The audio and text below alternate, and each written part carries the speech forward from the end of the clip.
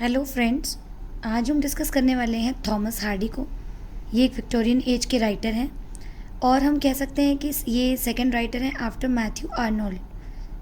ठीक है, इन्होंने ना ही सिर्फ नॉवेल्स लिखी हैं but also he has written the poetries. ठीक है, और इसके साथ साथ हम इन्हें ये भी कह सकते हैं कि ये एक लास्ट विक्टोरियन नॉवलिस्ट हैं या लास्ट विक्टोरियन है, और कह सकते हैं कि आफ्टर हिम उनके बाद this age ends, that means Victorian age का यहाँ से एंड हो जाता है। तो विक्टोरियन एज के दो फेमस नॉवलिस्ट, क्या नाम है उनका? थॉमस हार्डी, जो कि विक्टोरियन एज के नॉवलिस्ट हैं, और एक है हमारे मैथ्यू आर्नोल्ड। ठीक है, तो मैथ्यू आर्नोल्ड को सबसे पहले रखा जाता है, थॉमस हार्डी बाद में। ठीक है, और ये लास्ट विक्टोरियन नॉवलिस्ट हैं।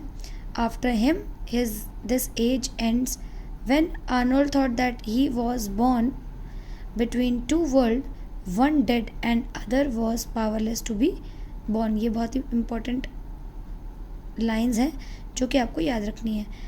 ठीक है, फिर बायोग्राफी देख लेते हैं इनकी, कि इनकी बायोग्राफी में सबसे पहले हम ये पढ़ेंगे कि ही वॉज बॉर्न ऑन 1840। 1840 में इनकी बर्थ होती है। ठीक है, ये पैदा होते हैं 1840 में।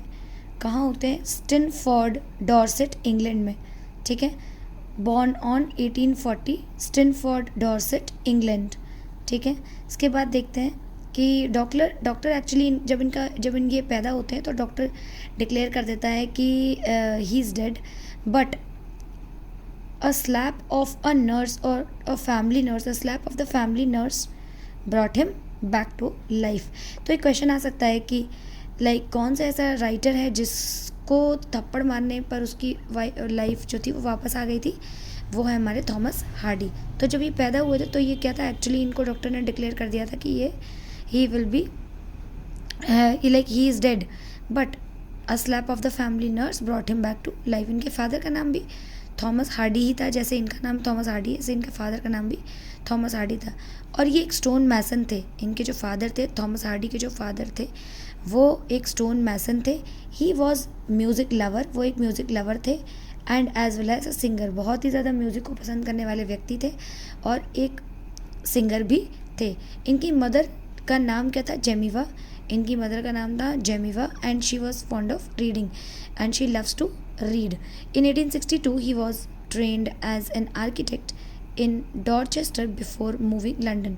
ठीक है, 1862 में, 1862 एक ईयर है जिसमें कि इनको ट्रेन किया गया था। He was trained, like Thomas Hardy was trained as an architect की तरह इनको ट्रेन किया गया था in Dorchester before moving London. London पहुँचने से पहले इन्होंने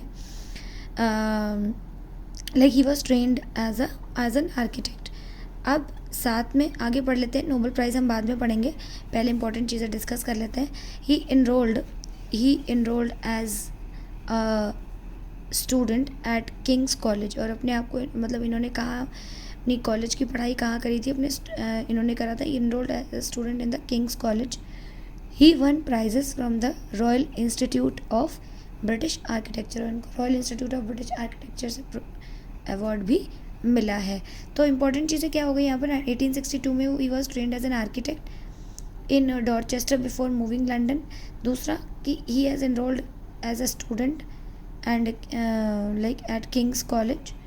ही won prizes from the Royal institute